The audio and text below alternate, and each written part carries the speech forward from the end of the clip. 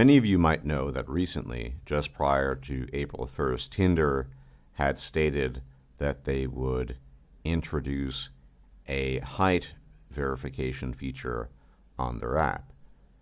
As it turned out, it was an April Fool's joke, as they revealed later, but I think the fact that they announced this in the first place has some interesting implications for the online meat market or dating scene, as we're wont to call it. Now, the height verification was essentially one related to being 6 feet tall. For people outside of the United States, that's approximately 183 centimeters. And this isn't anything new. We all know that heterosexual females like tall men, or men that are taller than they are, preferably 6 feet or above. There are tons of data on this topic. So, for example, that in certain dating apps, men who state that they are 6'2" or taller receive some incredibly high percentage, sometimes 60-70% more responses than men who are 5'7" or 5'8". Nothing new under the sun. We also understand the evolutionary bias and basis of this. It makes perfect sense. But what I really want to do is take the time to examine some of the underlying reasons why this stunt was pulled. Let's look at the first one. They can get away with it. And by get away with it, I mean, is this not the most blatant form of gynocentrism we can see? Well, it almost is. It's only a small fraction of men in the United States, approximately 15%, that are over 6 feet tall. But the idea here is that we've progressed incrementally, or perhaps rapidly, to the point where people can make such outlandish jokes and get away with it without any problem. I've seen other instances of this, less joking, the Gillette commercial where men were denigrated.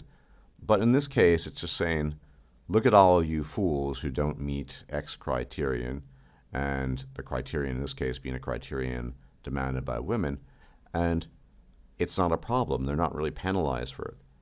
I want you, gentlemen, for the purposes of discussion, to imagine what the outcome would have been in the event that Tinder, for some bizarre reason, stated we require weight verification on the part of females, or hair length verification. We all know that the trumpets of justice would have been sounded and everyone would have been up in arms and horrified by this. It's obvious that there's been a double standard for quite some time, but I would argue in this Tinder April Fool's joke that it really has reached the height of absurdity, no pun intended, because you clearly could never, ever get away with the reverse. And even though there were some quote-unquote thoughtful responses in the forums of news articles and people blogging and vlogging about it, very few of these pointed out to the blatant hypocrisy on display here. Again, if there had been weight verification requirements, everyone would have been up in arms. Now, I want to add a second point to this, and that is quite simply that a lot of this has to do with just plain market dynamics and economics. The people that profit the most from Tinder, and let's be honest what Tinder is, it's a fuck app.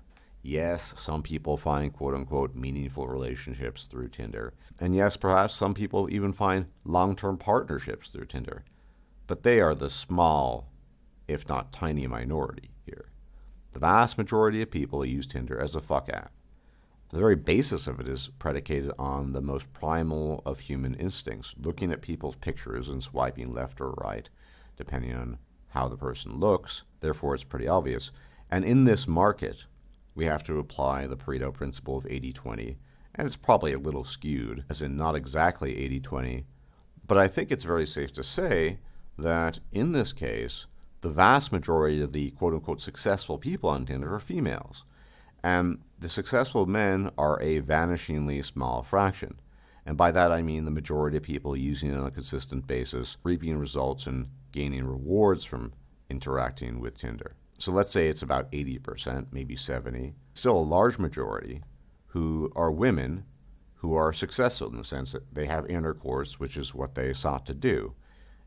It's not that women don't want to have casual sex, as some people still claim. It's just that countless repetition of casual sex tends to tarnish their reputation and their prospects for quote-unquote marriage and long-term relationships. This is a tired old topic. You all know the deal there, the cock carousel, right?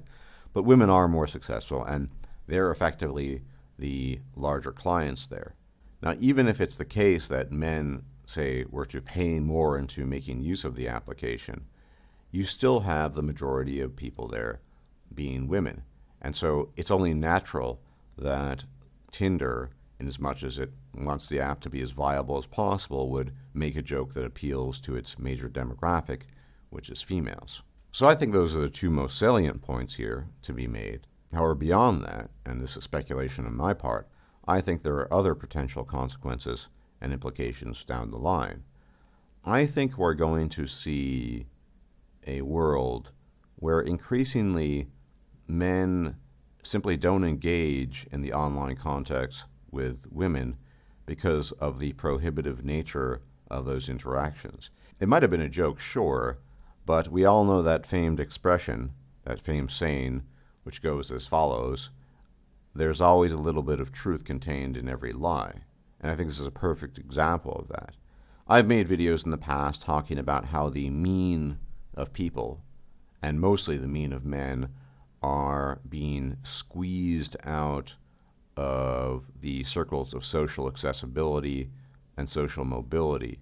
I think this is a great example of quite blatantly, in the form of a joke, albeit, but still quite blatantly saying, look, you don't have access to this feature. Most men do not fall within that height category, and therefore by definition are either within the mean or below the mean, or much closer to the mean, if slightly above it. So I think these predictions that I had made in the past are slowly but surely coming true, and this April Fool's joke was a great indication and manifestation of that, showing the world and men, A, what people can get away with in terms of their sloganeering, to say we're going to add a height verification, B, how far things have come to the point where you can essentially make these proclamations without any penalty or punishment, and the social costs that one would normally incur or might have incurred at an earlier age are not there. However, reversed, it's quite obvious there would have been weight requirements, hair length requirements, things of that nature. And C, the idea that the basic guy, the average man, is increasingly being squeezed out ever more rapidly from the game. Now, this may have the consequence that men who feel squeezed out just don't bother. It's a very difficult and sensitive topic in MGTOW circles, and by no means can anyone ever say that MGTOW is uniform or a monolith in terms of the men who comprise it, which is to say, of course, that some men who go MGTOW, not many of them, have been wildly successful with women. Some, on the opposite end, have had no success, and then every stripe and spot in between. After years of surveying the MGTOW population, seems to me to be the most probable account of most MGTOW, somewhere in the middle, perhaps average. And if that's so, it just might be the case that in the future, we'll see even more men leaving behind the dating scene in general, but specifically online dating, as to the best of my knowledge, most MGTOW-minded men have done, deciding to, quote-unquote, go their own way, because the options just aren't there. And as much as they are available, the cost-benefit isn't there either. Or as Barbarossa famously said, many, many eons ago, the juice just isn't worth the squeeze. And to reiterate my original point, as much as this Tinder April Fool's joke was a joke, every lie and consequently every joke contains a hint of truth, I think, because otherwise it wouldn't be effective.